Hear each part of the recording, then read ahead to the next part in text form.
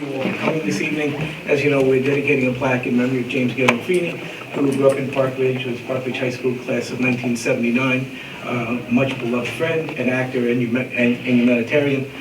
In putting together the plaque, we reached out, and the developers were very kind to help us with the verbiage and also with a photograph that they felt would be appropriate to be etched as likeness. We wanted more than just words on a piece of metal.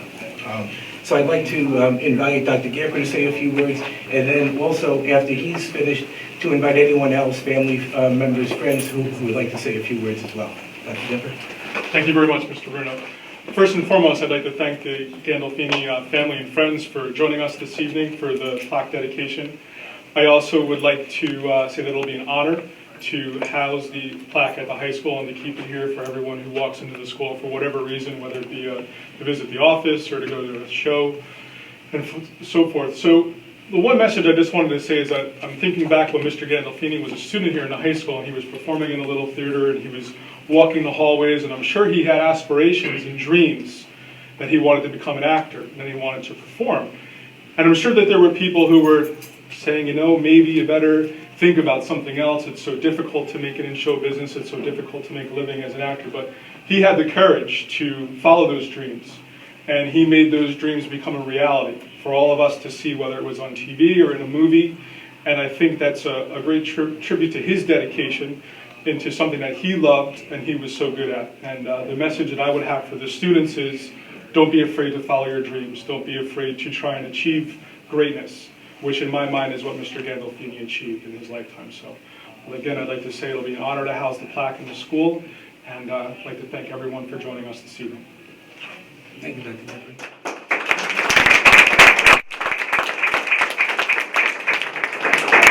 Would anybody like to say anything?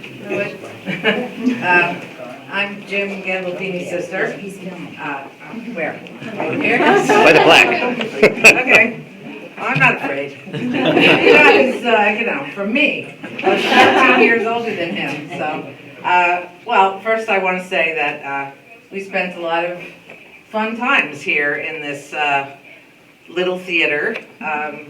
My sister and I were 13 and 10 years older than him, so we were certainly old enough when he was here performing that we came to see everything. He was in the jazz band, and he played the trumpet also. And then I remember, mostly what I remember was a production of Kiss Me Kate that they did here. And I'm sure there were many others, but I just can't think of them right now. But I think to your point about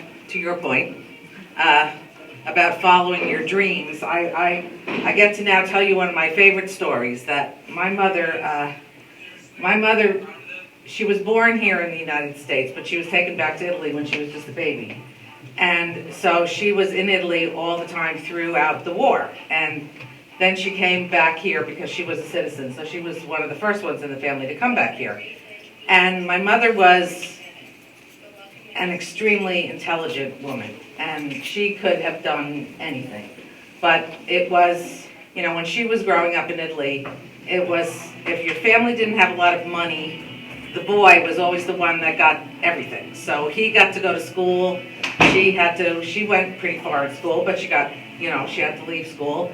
She wanted to be a doctor, and even the teachers from the school came to see my grandparents and, please, can't you let her keep going to school? Can't you let her keep going to school? And there was no way. So when my brother was trying to be an actor and had every job that you could think of to keep himself going, and you know, he was infamous for getting parking tickets. I cannot believe how many parking tickets in New York my mother paid for. I would probably die if I knew the amount of money that cost. But so at one point, you know, he was going to quit. He had had enough. He just couldn't take it anymore. And he kept saying to my mother, you know, you spent enough. I don't want you to pay for anything for me anymore. And, you know, and my brother said to him, no, my mother said to him, you know, no, I don't want you to quit. She says, because somebody in this family should be able to have their dream. And that really touched him. And I think that really kept him going. So my mother passed away 1 year before The Sopranos premiere. But I truly believe, and so do the rest of the people in our family, that she saw everything and she helped him right along, and he would be very honored to have this here in the high school where he spent 4 really good years. So thank you very much.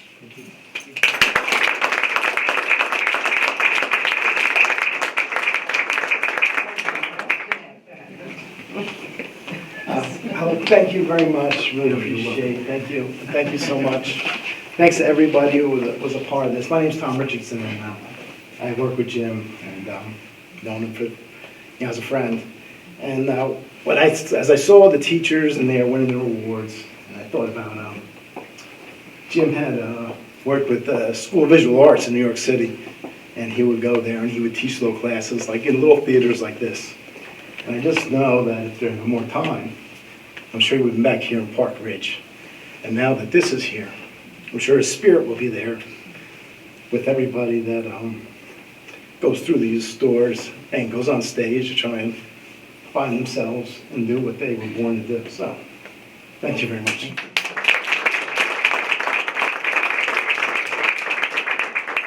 Hi, I'm Shelley Silva. I'm principal of Eastbrook, where Jim went to. And about 5 years ago, we have this program that's called Extras, where the kids stay after school when parents are working and they pick them up at 5 or 6 o'clock.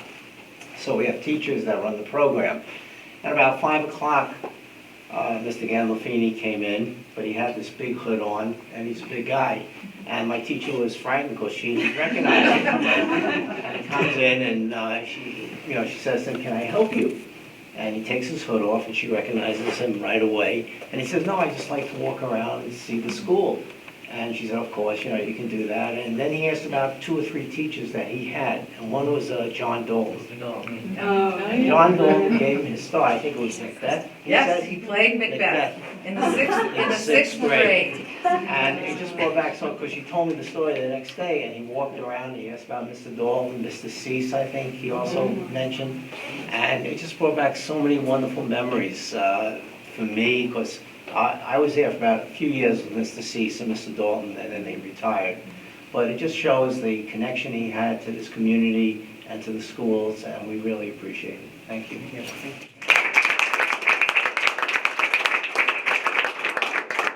One thing to that, you can tell he had a lot of clout, because I had occasion to go to Westridge to check on a construction project, and I introduced myself to the person in charge of extras. I was the president of the school board, and I needed to take a look at one of the construction projects, and she told me I couldn't come in because she didn't know me.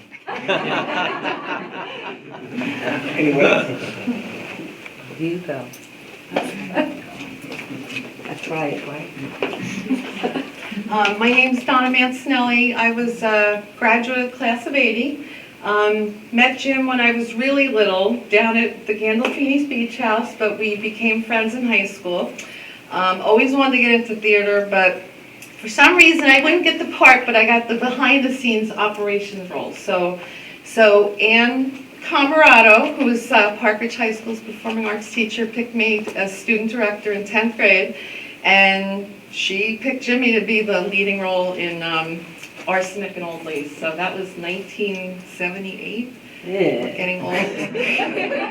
Yes. So I just wanted to be here tonight because Jim was just a special person and did a lot of great things for a million people in this world, and I still can't believe he's gone, but I'm sure he would be ecstatic to see this as well, and I think it's a great tribute to him and his family. And a little embarrassed. Yeah, A little embarrassed. He was very humble, but come on, you need to say something. What am I going to say? I taught in Park Ridge from 1974 to 1990. And Jimmy came to a play audition, and Donna and I were sitting next to one another, and he had never done anything before. And he read, and we looked at each other and said, "What was that?" And we gave him the part, and Kiss Me Kate was our favorite, but I gave him detention for saying the F word.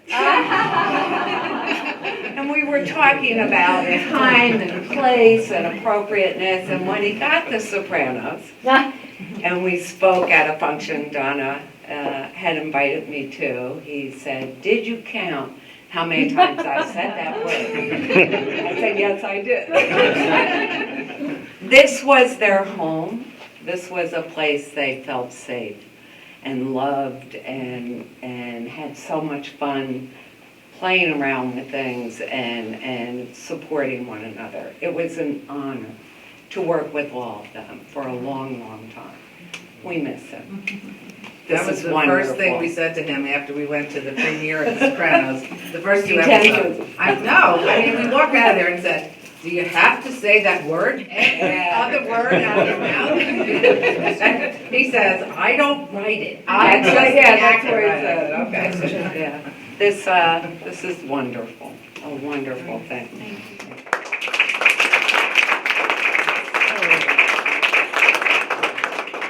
Anyone else? I just want to say thank you for doing this. Our pleasure. Thank you. Well, without any further ado, Dr. Kemper, since you're taller than I am, You want me to do it? I would like you to do it. I can't reach that high.